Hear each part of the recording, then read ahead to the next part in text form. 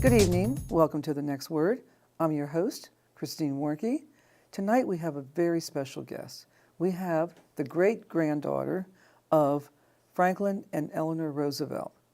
Before Eleanor Roosevelt died, she wrote a book, and tonight we're going to talk a little bit about that book, but also about how she was as a pioneer, true pioneer, not only on our political landscape in this country, but for the women's movement and human rights. And the stories go on, but tonight we have Anna First, who again is a great-granddaughter. Good evening. What a wonderful, I'm in awe. Yeah.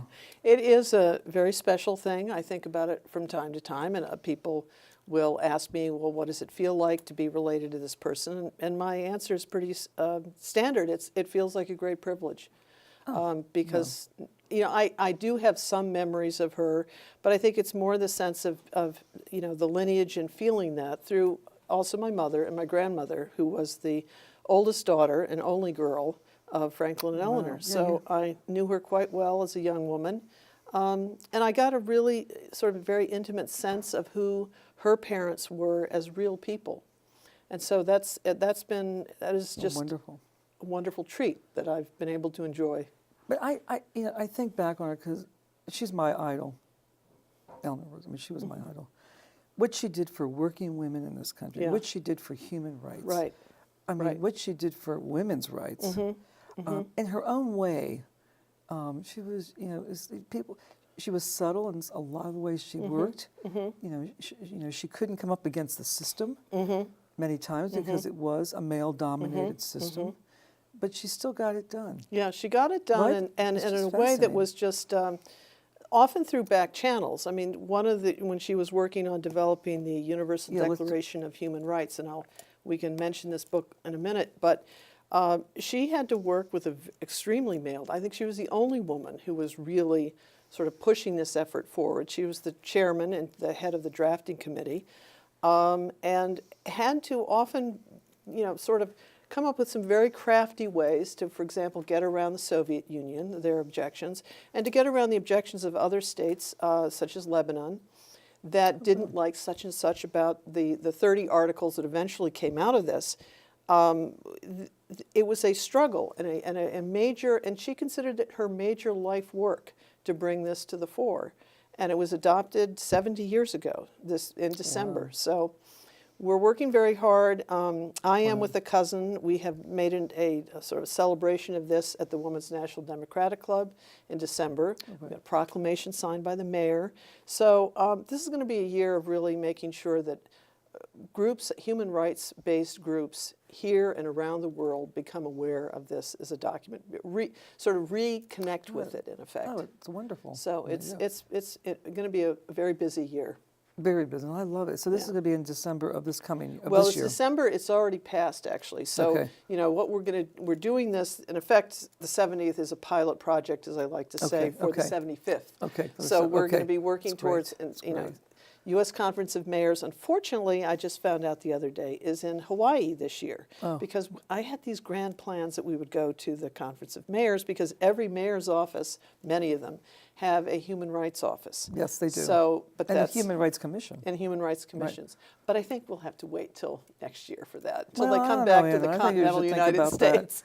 But going back, I mean, she was fascinating. She fought to have a women's committee at the Democratic National Convention of 1924. Right. A platform of women's issues. And I guess she talks about in one of her books that she fought to have these recommendations, but then when it came time to deliberate upon them, she was not allowed in this all-male committee hearing or room. Well, so the Women's Committee, though, grew out of, I think, that resistance for women to have any place at the table. I mean, this is, after all, only 4 years after women won the right to vote. So I think men were in a state of shock that all of a sudden they have to deal with women's issues. So what do they do about that? Well, one of the best ways is just not allow them in the room, effectively. So I thought she also was brilliant at taking that to the next level, because when she became First Lady, the thing that she started, which has never been done since then, never will, Fortunately, we don't need to do that this way. Women were not allowed in the press conferences. When the president would sit, they all gather around FDR's office. And she said, Franklin, this isn't right. Well, these are, she knew many people in the journalism business. She was a journalist herself at that point. So she started holding her own press conferences. She did. Oh, so, but just women now. So the men would go, and that was the joke, because they'd say, well, because 2 or 3 years into it, they said, well, Eleanor really has a scuttlebutt on what's going on with the New Deal, because she had people, all fingers in many pies out there, and people to report back to her. And it was only the women who would get entree to these press conferences. So that's a great story. They would run after the women to get the best, the real scoop, the right? real scoop. And what she did too, when she put women in the administration, she quietly would bring them in, interview them, and then place them, in positions, which I found fascinating, including, I think, You mentioned one earlier. Frances Howard Humphrey, right? The sister of Vice President Hubert Humphrey. And I don't Tell me the story. I'm not sure. I don't know the story about Frances Howard Humphrey, but there were other women that certainly she got into positions. I mean, I'm not sure about Frances Perkins, right? But we were talking earlier. She was really people talk about FDR's brain trust, but she really should have been part of that, because she was the one who came up largely with the ideas behind Social Security. And this is obviously something that we, he obviously said, we need to do this, Frances. You make it happen. Right. But she went out and she, put this together with, but people don't even know where this all comes from. So.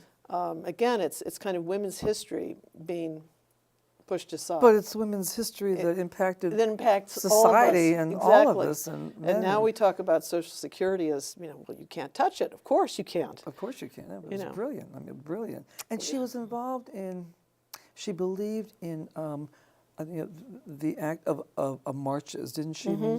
Didn't she think those are important? Right. Oh, she was very, very, I'd say, forthcoming. Peaceful marches. Well, peaceful marches, yes. But very forthcoming, and got into a little bit of trouble on this point, I think, in the late 30s, when you had young people at that time, and people in their college-age kids, but primarily college-going kids, children or adults, in the communist youth movement.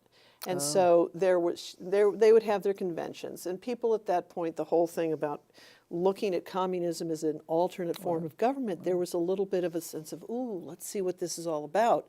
This is before the 1950s and the late 40s. She got into a little bit of hot water sometimes because she'd go and speak to these groups. But what she said was, I may not agree with much of what they say, but they are getting involved and they're figuring out politics, and they will figure out the best thing, but they are figuring things out.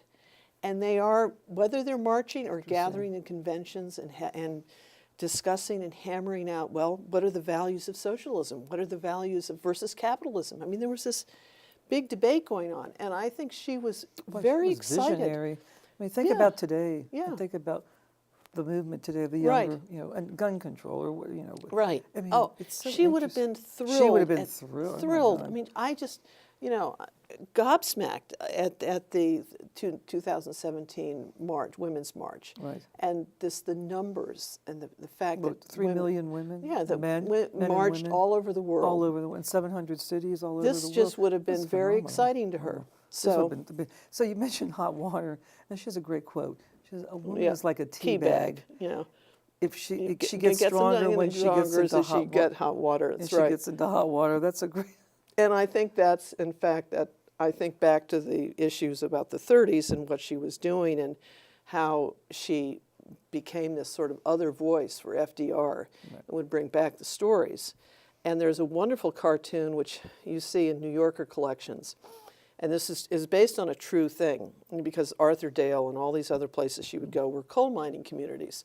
So there's a cartoon in the New Yorker at the time where she's in one of these cars that's going down through the shaft along the little rails, and the miners look up and they say, "Well, by gosh, there's Mrs. Roosevelt coming to visit us," or something like that. I love it. And but that's what she did. That's and what she was just everywhere. She was, which I have to say, she was probably one of the most well-known first ladies in our U.S. history.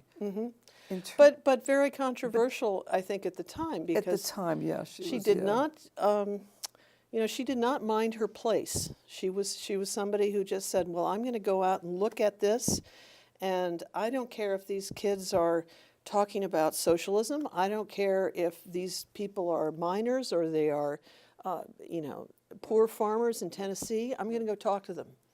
So she would just go everywhere, and I think that is how, in a sense, when it came time to really thinking about human rights and all the art, she'd seen it all, she'd felt it all. She had just she'd talked to these people, and so the UDHR, the Universal Declaration, I just wanted to mention, came out of the Four Freedoms, which was pronounced in 1941. In fact, it was the State of the Union address.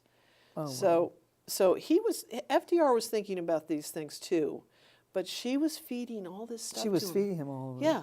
Amazing. And so, of course, he had the war to run. I mean, a minor detail. Minor detail. And then what she did, this is sort of a way grassroots organizing, but what she did in 1928, before she went back to the Democratic Convention in 1928, she organized this tremendously effective and huge Get Out the Vote campaign. And she then, as a consequence, she was given credit for all of this. Right.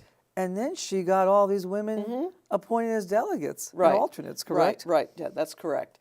And in the meantime, she had to learn how to speak because she had a famously quavery voice with this very interesting sort of British accent, which she picked up in England because she went to boarding school there. But Louis Howe was an advisor to FDR, and he took her aside sometime in the mid-20s. He started working on her voice, her speaking ability, because she talk a lot. Because women back then, you were supposed to speak with a high voice. It was just what you did. Right. But it made for a terrible speaking voice. Right. And so she started, once she kind of got over nerves and feeling like, I don't have anything to say, because she really felt like, what do I have to say? Louis, a man came along behind her and said, you know what to say. And you get out there, and you get these women out there to vote. So she stirred the pot. But she acquired this skill by working with a mentor. So interesting. This didn't just come naturally to her. She really had to focus on how to get out of her very introverted shell that she was in, and through much of her young motherhood sort of age and stage in life. So. And they had 6 children? Well, they had 6. One who died. Yeah. Right, one died. Right. And my grandmother was the first to die in 1974. Okay. And then they're all gone now, of course. Yeah. So 19. Okay. So I was 19. Yeah. So this was fascinating. Well, we're going to take a short break, and we'll come back, and I want to hear about the baton has been passed. Oh, no. To the great-granddaughter. I want to hear about what you're doing, but also a little bit about her early life. I don't know as much about, and I think the viewers would be interested in about her early life, but also the influence that she certainly had on your life. Right. As the past president, too, of the Women's Democratic National Club. Right. No, I'd love to, be happy to talk about that. Yeah, that would be, I know it's a passion of yours. So okay, we'll be right back. Okay. We're going to take a short break, and we'll be right back. Hey, Hard, what's this? That's my resignation letter. You're resigning. Why? Because you're constantly ignoring me. You're half as active as you used to be, and you get stuff like this. You've been putting me under a lot of pressure lately. That's why I'm ready to quit. I forgot. I'll do better. Please, don't quit on me. Okay, but remember, it's not what you say, it's what you do. Listen to your heart. Don't let it quit on you. Let's go for a walk. Uncontrolled high blood pressure could lead to a stroke, heart attack, or death. Get yours to a healthy range before it's too late. Welcome back. I'm your host, Chris Warnke, and tonight we are having a conversation with Anna Furst, who is the great-granddaughter of Franklin and Eleanor Roosevelt. And a little bit about you, Anna, so I need to know, I'm in awe of your great-grandmother. Not that I'm not in awe of your great-grandfather, but she had such an impact yeah, as a woman in this country on so many levels, whether it was human rights, as we talked about, or the political, or women's working rights. I mean, on every Right, level. right. But I mean, it had a huge influence on you. It had to. Yeah, I mean, yeah. I think she did in the sense of, you know, how people think about politics, how they engage in politics, because there was always this kind of, you know, what we called him Papa in my family, grand-mère, what would they have said about different issues as they came along? So in the 60s, when we moved to Washington in the mid-60s, there was always, you know, not always, but often a sort of a sense of what would, with my mother there present, of course, to kind of steer the conversations, what would my grandparents have done? And there was also at that point still a lot of harking back to the New Deal. People talked about it. There were still people who in living memory worked or started out in the New Deal years. They were now, you know, on the Hill or in the Senate. Right. And so there was a sense of, you know, that history was really kind of in the background all the time. And what did these two incredible people do? What would they have done about whatever was coming down the road at that point? Whatever human, especially on human rights areas, you know, what would civil rights or women's Civil rights rights. were heating up. Yeah. Women's rights later. I mean, and you know, I think there were some areas in like the pro-choice where it was just well, that's something no one would have talked about back then. So it wasn't always a black and white. a black and white thing, and going back to that era. But there was also just a sense of, and you get this with people talking about how, you know, Tip O'Neill and Ronald Reagan would talk together. Well, there was a sort of a give and a quid, you know, a give and take, you know, push and pull that was healthy, and that was something that FDR excelled at. I mean, he was a deal. He was a compromiser. He was a compromiser. He would make deals. He knew politics, and you know, whenever somebody didn't have a grasp of how you really did this, and of course Eleanor knew how to play the political game, but in a way that didn't ruffle too many feathers, because that's how women had to work it back then. Right. But did she grow up in a political family? No, not at all. Except for TR. I mean, she was Theodore Roosevelt's niece. Okay. And people forget that. But I don't think she had, I mean, at some point, you know, she went off. People do forget that. Yeah, so he gave her away in marriage. He did? Yeah, so on Valentine's Day. So interesting. that was... Everyone came out to see the president. He was the president then. To see forget about Franklin and Eleanor. Forget about Franklin and Eleanor. Oh, that is we just want to see the president. Oh, that's funny. So when he was man, wait a minute. Was he still president? Well, this would have been about 1906. Okay, This so is that's what 06. Yeah. So yes, so he was. But anyway, I don't know if she got much of the sort of political, you know, vibes growing up, because she grew up, you know, once her parents died, she was then shuffled off to a grandmother, and she lived in. She was. Yeah, okay. Right. So she lived a kind of isolated life up on the Hudson River, in a home that is now being restored. Wow. So that's exciting to see that. But no, I don't think she had a great sense of. She followed what Uncle Ted was doing. She called him, of course, as much as she could, but. You know, they did. I don't know if they even got a newspaper up there, so they'd spend summers with him, you know, that kind of thing, and his rambunctious family. And his horses. And his horses, and his dogs, and the goats, and whatever was sort of running around. But I don't think where she became involved in politics was through social action. So as a young woman, she came back. She had to make her debut. You know, she'd come back from this English boarding school. She had to make her debut. And it was in that time when, you know, you were getting ready to do that, she became involved in Jane Hall, obviously, is in Chicago, but there were similar social work. Wow. Yes, social work networks in the Lower East Side. So the Lower East Side, as you know, back then you can imagine, that's where the Tenement Museum is now, right, in New York City. So that was kind of where she got, and then she met Franklin at a dance. And he seemed genuinely interested in what she was doing. And that was quite shocked, because most of the you know, young men she was seeing were just like, oh, you know, that's some little funny thing you're doing until you get married. And, you know, you don't need to do that anymore. I think he saw in her a person who he could even if he maybe didn't envision she would become political herself, but she had an eye out for what people needed Right. and what they Interesting. wanted, and a finger on the pulse, basically, Right. of And where he had- people were. She had an instinct for that. And yeah, Yeah. very much so. And he relied on that. Yeah. A lot. I mean, Right, right. I mean, I think, in fact, he,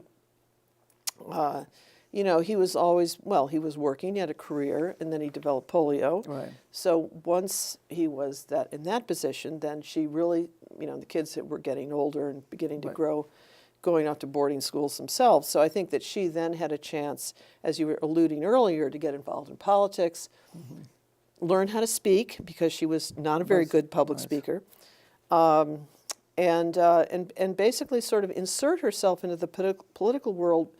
Not, I wouldn't say through the back door exactly, but I think maybe that's how all women Yeah, had to get maybe- into yeah, politics. absolutely, yeah. We had to kind of keep pushing at the door, Right. and eventually we got into positions of power. But I think she would just be thunderstruck if she saw where we are now with this new Congress, with all these women. Right. It would Oh, just yeah. be. I don't Well, think she she would- could have imagined this. No, she couldn't have been. Yeah. You know. She paved. I mean, she paved the way. She, I mean, yeah, she went very Like, far towards, very making far. sure. Mm-hmm. Well, just as we said, I mean, she put women in administrative and administration. You know, in Yeah. quiet Right, offices. And, right, in right. The wealth placed.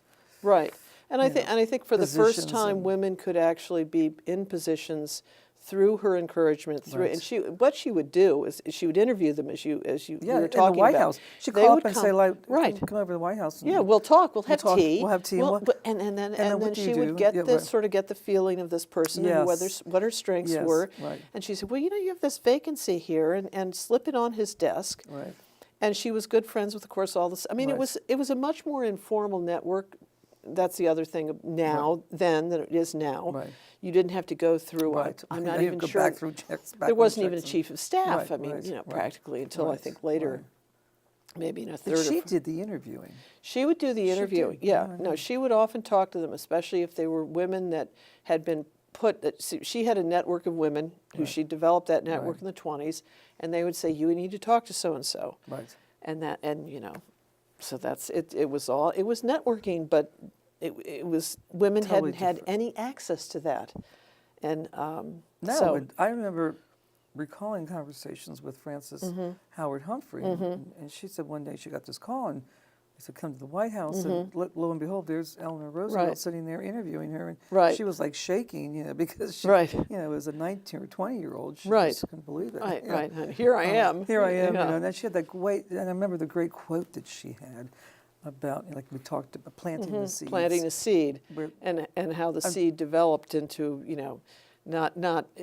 I wish I knew The the great- whole quote, but because I just read this a few days ago, You and did. it's a great quote about great just quote. basically, as you And say, provides the shade, that tree will provides the eventually shade- provide the shade that you shade. can sit under. Right, that you can exactly. Right. A beautiful So, quote. Beautiful quote. She had and amazing quotes. She had great quotes, and there's a book that if you go visit Val Kill, they have a little book, and you could get it anywhere Yes. called Quotable Eleanor, and it's this whole compendium Yes. of just her quotes, and it's fun. fascinating. Yeah. Now, So I have to tell you, she's probably one of the most, for me, one of the most fascinating women in our history, in our political history, because No, of her the impact she had. Right, And right. such a quiet, yeah.